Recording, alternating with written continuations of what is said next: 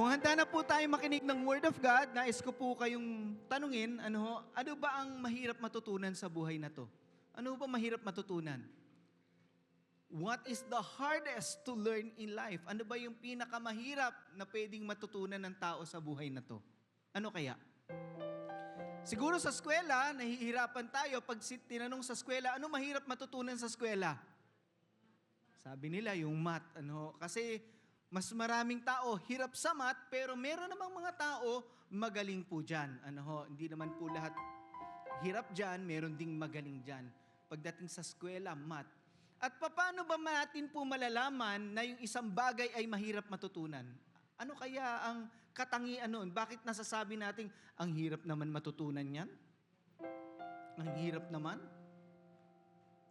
Siguro kapag ito ay matagal mong aaralin, matagal mong aaralin, it may take years, at kailangan mong dumaan sa pagsusulit o sa mga test, pagsubok, pagsusulit, para malaman lang na naiintindihan mo na ito, natututunan mo na ito. Kailangang dumaan ka doon sa marahil maraming taon para maintindihan to, matutunan, o mga pagsusulit o pagsubok para masabing, natutunan na nga niya yan. At alam niyo po, baka magulat kayo, ang isa pala sa mahirap matutunan sa buhay na to, higit sa mathematics ay ito, pagpapakumbaba. Mahirap po siyang matutunan.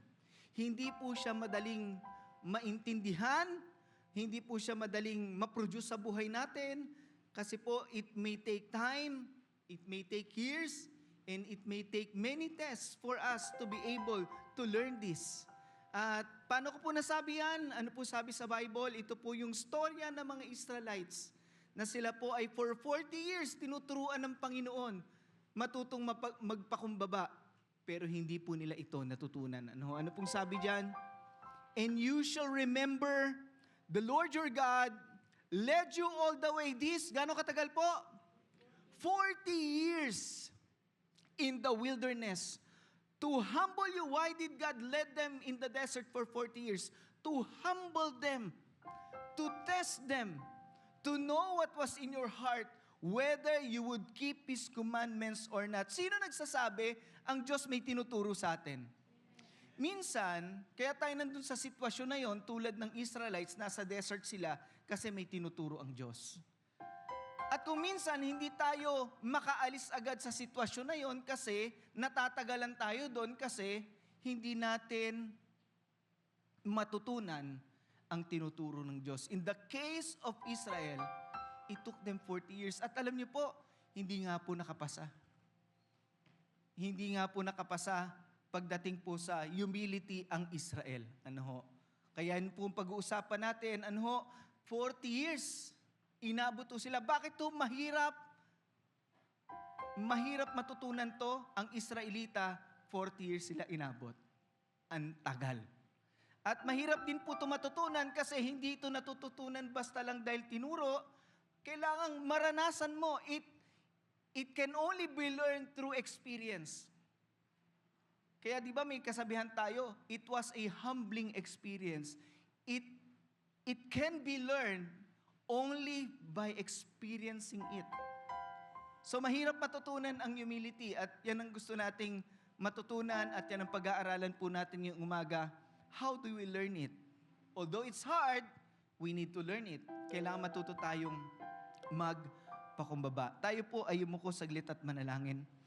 Heavenly Father, we thank you today for your presence. Dama namin ang presensya mo, Panginoong Diyos, habang kami ay sumasamba sa iyo.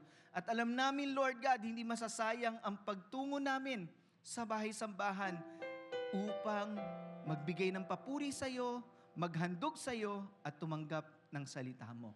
Bless kami ngayong umaga. At Lord, binubuksan namin ang puso namin sa iyo. Panginoon, nagpapakumbaba kami. Turuan mo kami upang kami ay mabago ng inyong salita. Sa pangalan ni Jesus. Amen. Amen. Praise God. Palakpakan natin ang Panginoon. Mga kapatid, bakit ba mahalagang matutunan natin ang pagpapakumbaba? Bakit? Kasi ang tao po ay may angking, ano yung letter K? Totoo ba yun na ang tao ay may angking kayabangan? Hindi naman ako mayabang, pastor. Humble nga ako eh. Yeah. Pag nasabi mo yan, pambihira, mahirap ha. Hindi man aaminin ng tao, pero may kayabangan ang tao. No, may kayabangan ng tao. In the case of Israel, bakit yun ang gustong ayusin ng Diyos sa kanila?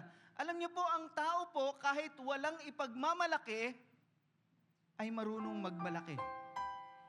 Kahit walang ipagmamalaki ang tao. Tingnan niyo pong Israel, ano ba sila? They were slaves. Hindi naman sila mayaman, hindi naman sila magaling, pinili lang sila ng Diyos. Pero kahit wala silang ipagmamalaki, ang Israel, mapagmalaki. Kaya nga yun ang tinuturo ng Diyos sa kanila eh. Matuto silang magpakumbaba eh. At ganun din po sa ating mga tao. Kahit walang ipagmamayabang, nagmamayabang ang tao.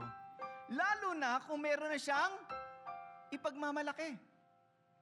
Mas lalo pa. Kaya nga 'di ba minsan pag ang bata lumaki na, 'di ba? Hindi na 'yan magpapaturo sa iyo. Sasabihin niyan, malaki na ako. Yeah? Wag mo na akong turuan. Hindi na ako bata.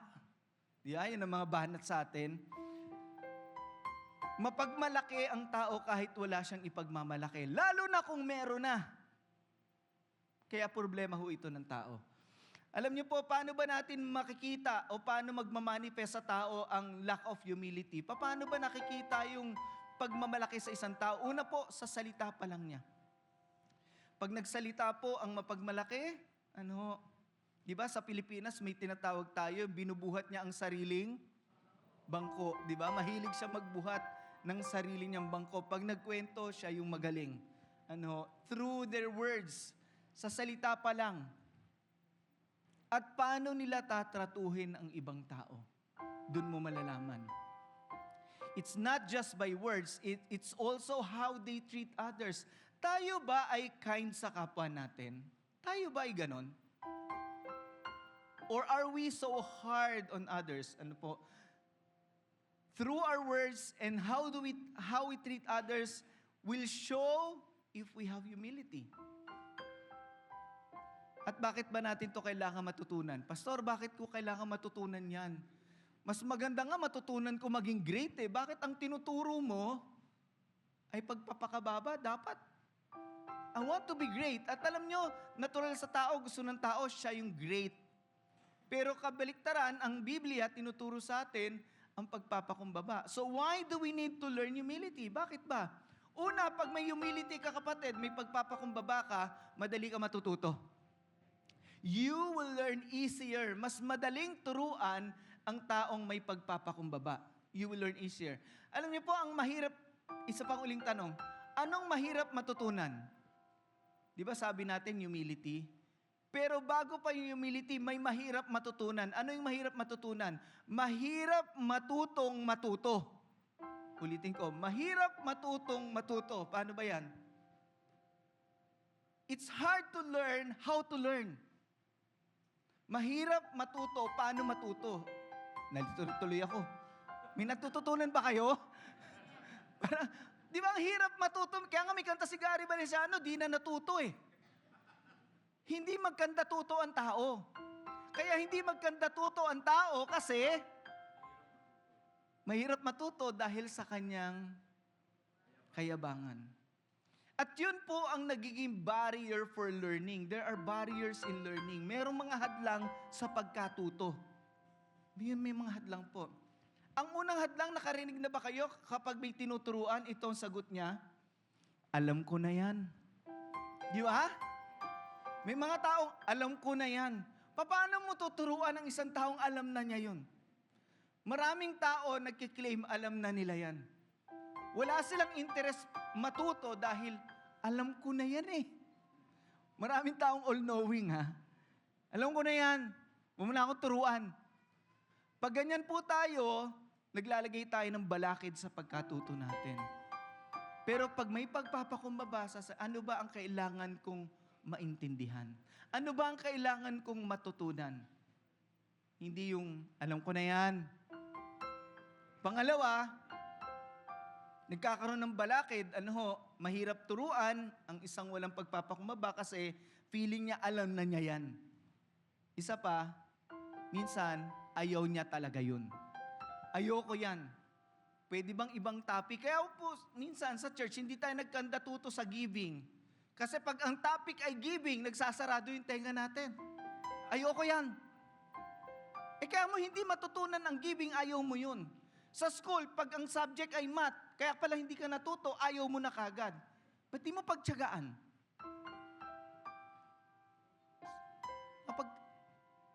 Mapagtiyagaan mo, matututo ka rin. Di po ba? Sa simula kasi ayaw na kagad natin. At alam niyo po, minsan ganyan ho tayo, kaya wala na tayong natutunan. Di ba may kasabihan, it's hard to teach old dogs new tricks. Pag tumatagal na tayo, feeling natin marami na tayong alam, feeling natin yung gusto lang natin, ang gusto nating pakinggan, hindi tayo natututo ng mga bagong bagay. Mga kapatid, learning is lifetime. Learning is lifetime. Hindi po yan, tapos na, alam ko na yan. Patuloy tayong matututo. Alam niyo ho, minsan hindi naman problema yung alam ko na yan o ayoko niyan. Ang problema minsan, ayaw natin sa nagsasalita. I don't like you. Di ba minsan, yung mga bata, di ba, ba't hindi natuturuan na magulang? Minsan ayaw nila sa magulang makinig. Kanino sila nakikinig? Sa barkada. Sa kamag-anak. Sa ibang tao, kung makaupo, ang galing eh. Opo, tama po kayo.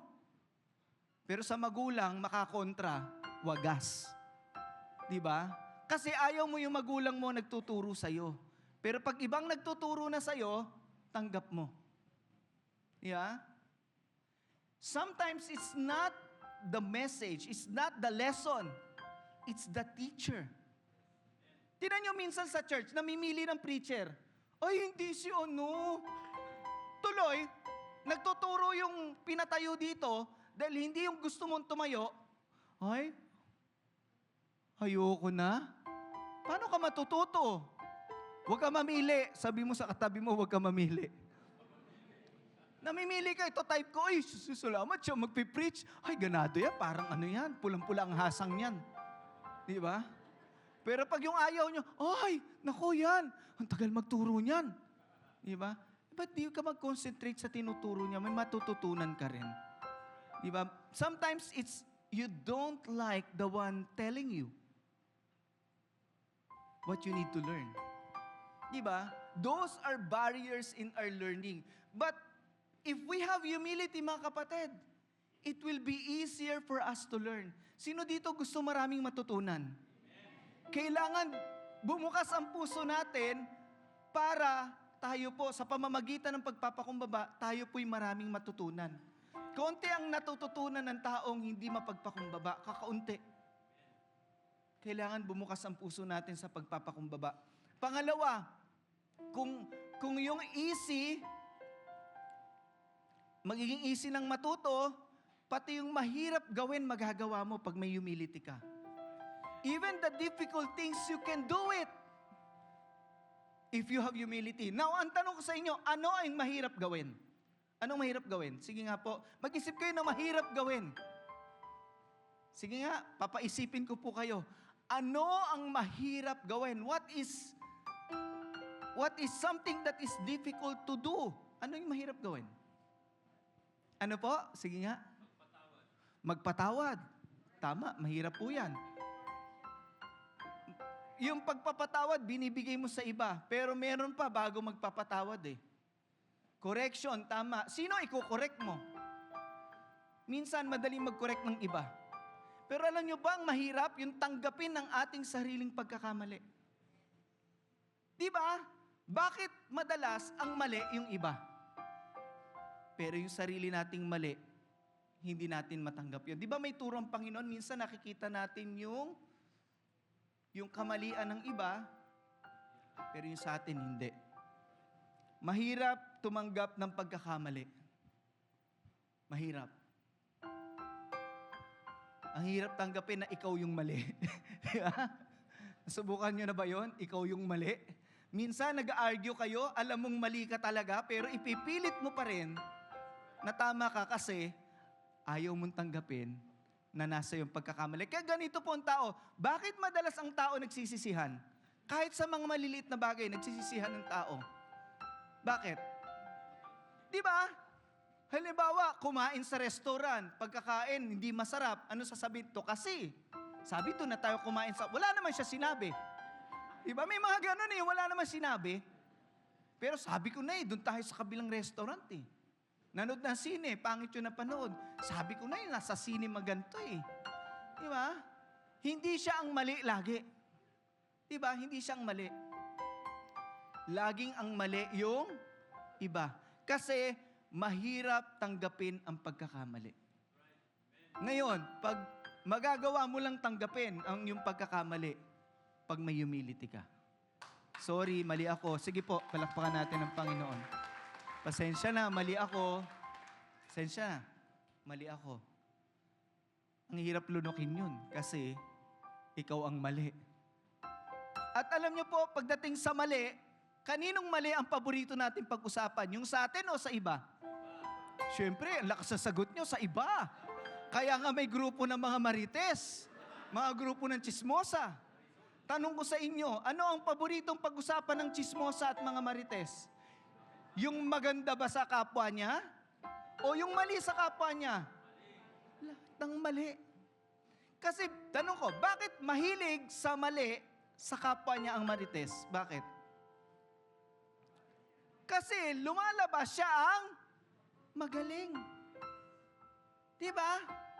Sa kanilang pag-uusap ng mali ng iba, nararamdaman nila na kami ang magaling. Kaming mga marites ang magaling. Diba? Kasi mali yung kapitbahay ko, mali yung kaopisina ko. At alam niyo po, sino ang paboritong kausap ng mga chismosa at marites? Sino? Sino ang paborito nilang kausap? Ng chismosa? Sino? Ha? May mga tawag na tayo Pero ang paborito pong kausap ng chismosa, yung chismosa din. Di ba? Sila rin yan. Di ba? Tuntua sila sa pagkakamali ng iba. Yeah, pagkakamali ng iba, pinagpepiestahan nila. Ang chismosa, walang kinakausap, kundi ang kapwa niya rin. Kaya mag-ingat ka sa sasamahan mo. Ano po sabi sa Bible? Bad company corrupts good character. Ang masamang sinasamahan mong grupo, nakakasira sa pagkatao mo. Kung ang kasama mo lagi chismosa, pwede kang maging banal. Pwede kang maging chismosa. Naranasan ko yan nung hindi pa ako Christian. Ang nasamahan kong barkada, adik.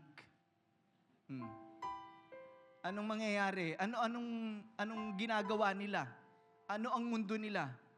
Ay doon ako napunta.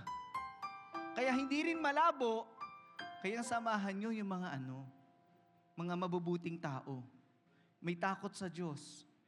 Yung magsasabi sa'yo pag gumagawa ka na ng mali, wag yan, wag.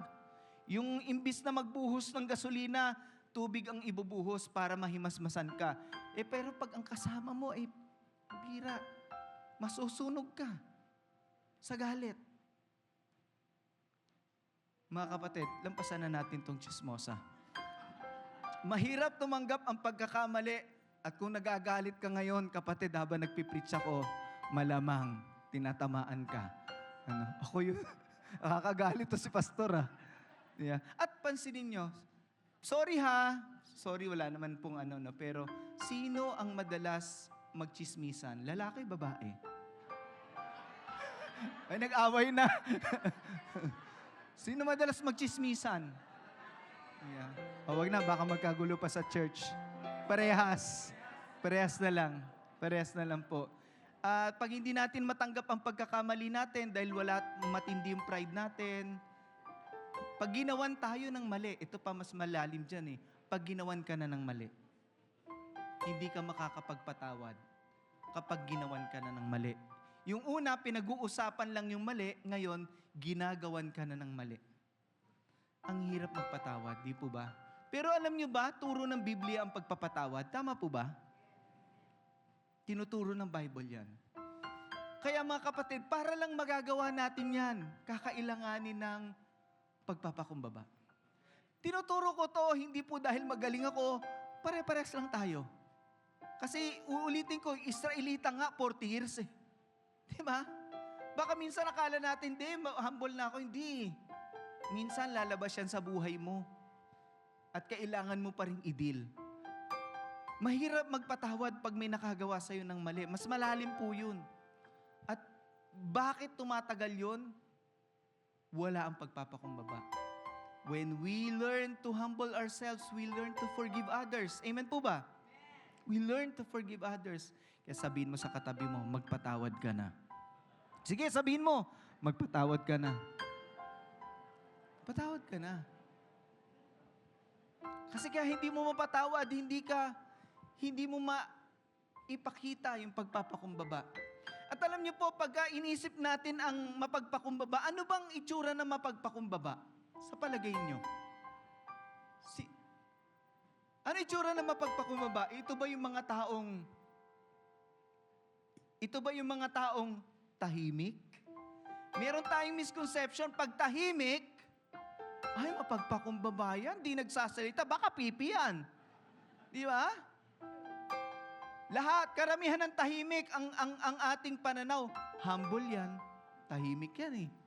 Yung madaldal, siyempre, ang daming kinukwento, mayabang yan. Pero hindi po dahil tahimik ang tao, ay humble na. May tinatawag po na false humility. Yung false humility, akala mo, humble, pero kahit ang tahimik, pwedeng magkaroon ng kayabangan. Alam niyo yung salitang passive-aggressive? Passive-aggressive. Narinig niyo na yon? Ang kanyang response para iparamdam na hindi niya gusto yung nangyayari o pinag-uusapan ay manahimik. Yung kanyang pananahimik o wala siyang gagawin, hindi siya magpa-participate, hindi ako sasali dyan, tahimik lang ako, yun yung way niya para sabihin yung aggression niya. Passive-aggressive, yun yung way niya para iparamdam na hindi ako sang-ayon, pero tahimik lang ako. Meron pong taong passive-aggressive. Ibig sabihin, sa pamamagitan ng katahimikan ko, dyan ko ipapadama na hindi ko naman gusto. At ayoko yan. So don't be mistaken na kapag ang tao ay tahimik, humble na. Hindi po. No? O, lagi siyang binubuli. Di ba? Minsan, tahimik, weak, putting yourself down. Huwag naman tayong pumayag na binubuli tayo. Amen po ba? Kasi humble ako. Sige, gawin niyo lahat ng gusto niyo gawin sa akin. Hindi pwedeng ganun. Gagawin lahat ng gustong gawin sa'yo. Ang totoong humility, may wisdom at courage. Hindi siya yung pagtitripan na lang siya. Hindi ganun. Ang totoong may wisdom, totoong may humility kapatid, may wisdom. Alam niyang magsalita sa panahon na kailangan. Alam niyang sumalita. At hindi lang din siya marunong magsalita sa panahon kailangan, meron siyang lakas ng loob. Hindi po pwede sasabihin natin may humility, tapos alam natin mali, hindi tayo nagsasalita, di ba? May lakas din siya ng loob. Yun yung totoong humility. Don't be mistaken na kapag ang tao tahimik, humble siya. Ano po? True humility possesses wisdom and courage. Nagsasalita din po yan. At mga kapatid, kung ang humility ang mahirap matutunan, ano naman ang mahirap turuan? Anong mahirap turuan? If humility is hard to learn, what is hard to teach? Ano yung mahirap? Yung ayaw matuto. Opo. Pero bakit ayaw matuto? Ano yung mahirap turuan? Ano mahirap turuan? Sige nga po. Ayaw makinig. Bakit nga ayaw makinig? Meron yun eh. Ano bang nakikinig sa atin? Sige nga po. Ano ba nakikinig? Yung tenga? Yung isip? Ano bang nakikinig sa atin? Sa totoo lang po, kung mahirap matutunan ang humility, mahirap turuan ang puso. The heart is hard to learn. Mahirap turuan ng puso. Kaya dun po sa verse na binasa natin, sabi po dyan, and you shall remember that the Lord your God led you all the way these 40 years in the wilderness to humble you and test you to know what was in your. It involves the heart, whether you would keep His commandments or not, kung susundin mong utos ng Diyos o hindi. It's all about the heart. Kung natutunan mo sa puso mo na sumunod sa utos ng Diyos. Mahirap turuan ang puso, mga kapatid. Mahirap. It is the heart that learns, not just the mind. Sasabihin natin, saradong isip. Hindi po. Maaring naiintindihan niya, pero hindi kayang tanggapin ng puso niya. It is the heart that learns. Kaya pong salita ng Diyos, sinasa puso. Di ba ano po sabi sa Bible? Your word have I hid in my heart so that I may not sin against thee. Kapag ang salita ng Diyos nasa isip lang, wala sa puso, knowledge lang, ang sabi pa nga sa Bible, knowledge pops up. Ang kaalaman ay nakakapagpalaki lang ng ulo. Nakakapagpayabang pa pag hindi ito umabot sa puso ng tao. Sabi po sa Psalm, Your word have I hid in my heart so that I may not sin against thee. Importante po yung puso ang natuto. Andiyan pa ho ba kayo? It is the heart that learns, not the mind. Kaya sabi po sa Bible, remember what it says today when you hear His voice, the voice of the Word of God. Don't harden your, hindi po sinabi dyan, don't close your minds. Sinabi dyan, hindi dyan sinabing wag mong isaradong isip mo, wag mong pagmatigasin ang iyong puso. As Israel did, ang in-example Israel, di ba kaya pala hindi natutong Israel? As Israel did when they rebelled. So ang puso pala ay may kinalaman sa pagkatuto natin. Tanong ko sa inyo, meron bang bobo? Ito po, medyo magiging ako, maingat kasi sensitive to itong salita na to. Medyo masakit to eh. Meron bang bobo? Tamad lang. Masakit kasi itong salita na to eh. Meron taong nagiging bobo. Magiging maingat lang po ako ha. Bakit? Hindi dahil sa mahina ang intindi niya. Kasi maraming tao mahina ang intindi pero nagsisikap matuto. Nakakita na kayo ng ganon? Mahirap niyang maintindihan, hirap na hirap siyang aralin yun, pero nagsusumikap yun. Hindi ko pwedeng tawagin bobo yun eh. Kasi kahit hirap siya, pinagsisikapan niyang matuto, meron, kaya niyang maintindihan, pero ayaw niyang maintindihan. Nakuha niyo po ako? Ayoko yang maintindihan. Kaya sa palagay ko, kung meron man kung meron mang bobo, ito yung taong hindi, ang tunay na bobo ay hindi yung mahina makaintindi, kundi yung ayaw magpaturo. Huwag mo akong turuan. Alam ko na yan. Ayoko yan. Dahil pag nire-resist mo yung learning, how can you learn? Then you would become ignorant. Nasundan niyo po ko?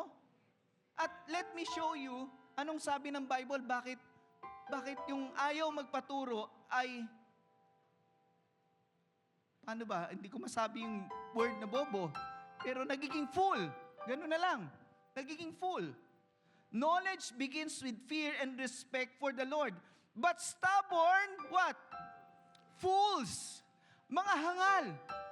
Mga matitigas ang puso, mga ayaw magpaturo, hate wisdom and refuse to. Kaya may parang ganun eh. Nagiging bobo lang ang tao kapag ayaw niyang magpaturo. Pero kung may pagpapakumbaba siya, gusto niyang matuto, hindi mo pwedeng tawagin ganun eh. I hope it makes sense. Ano po?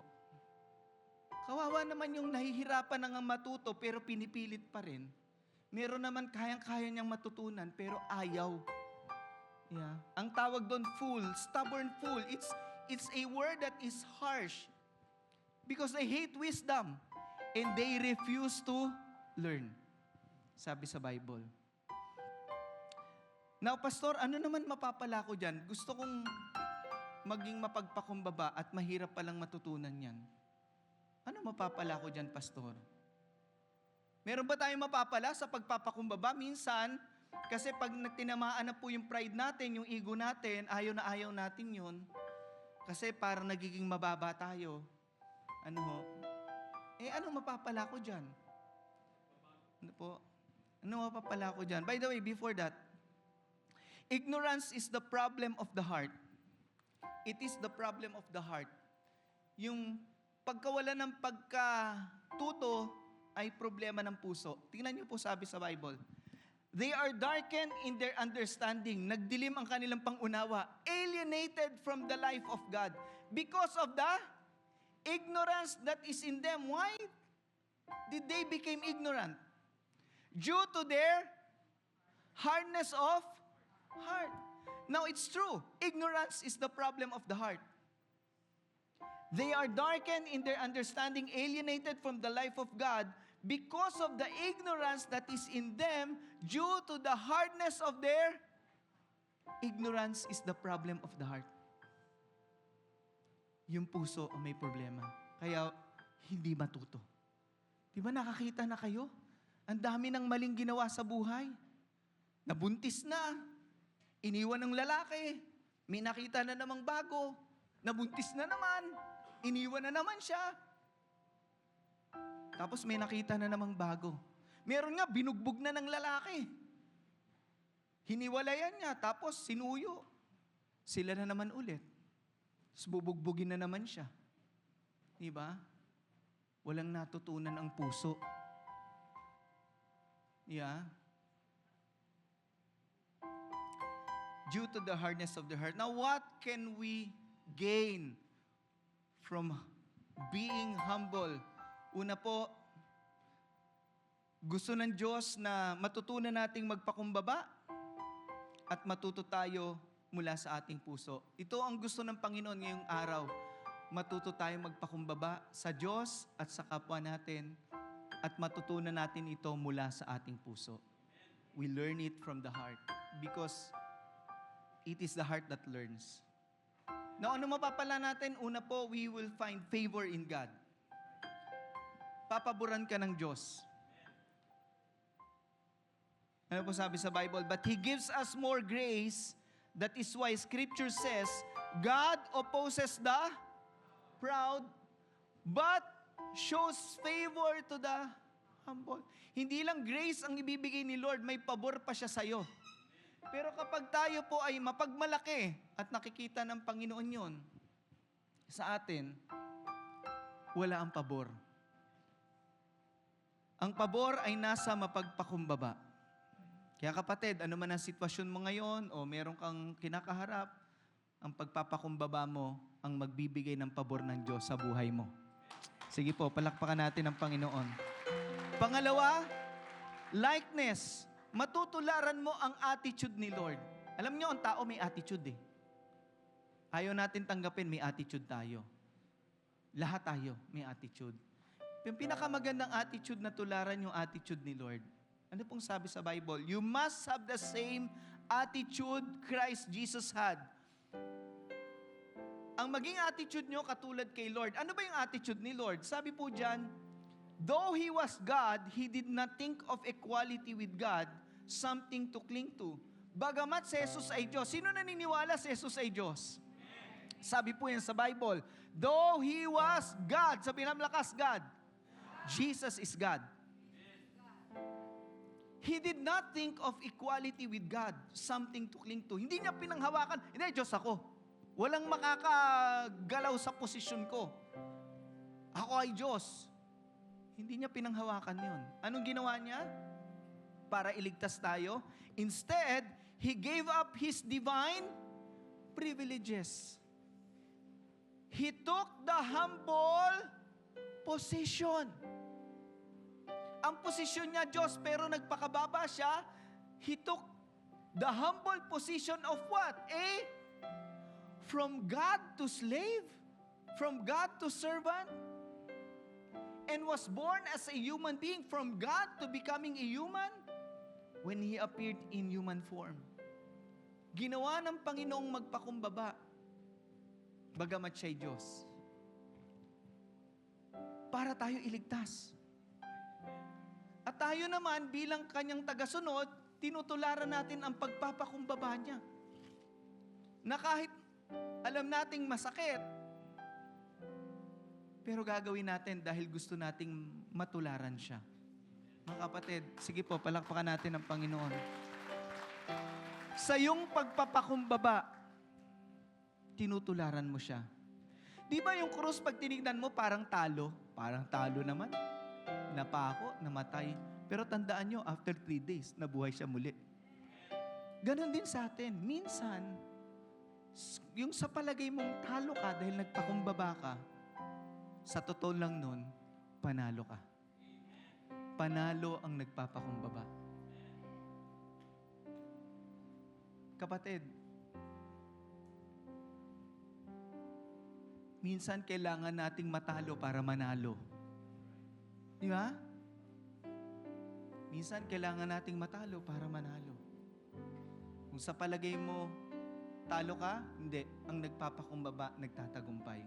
Ang nagpapakumbaba, pinapaboran ng Diyos. Ang nagpapakumbaba, tinutularan ang Panginoon. At doon palang bless ka na, kapatid. Pag nagpakumbaba ka. So sa umagang ito, let's learn humility and let's learn it from the heart. Paglabas natin dito, makita sa atin ang kababaan at pagpapakumbaba upang sa buhay natin, maitaas ang Diyos sa ating buhay. Purihin natin ang Panginoon. Tumayo po tayong lahat. Hallelujah. Let us continue to remain in the attitude of worship. Ready po natin itaas ang ating mga kamay as we declare the desire of our heart. Lord, we want to be more like you. We want to be more like Jesus, oh God. Lord, we offer our hearts, our lives to you. Hallelujah.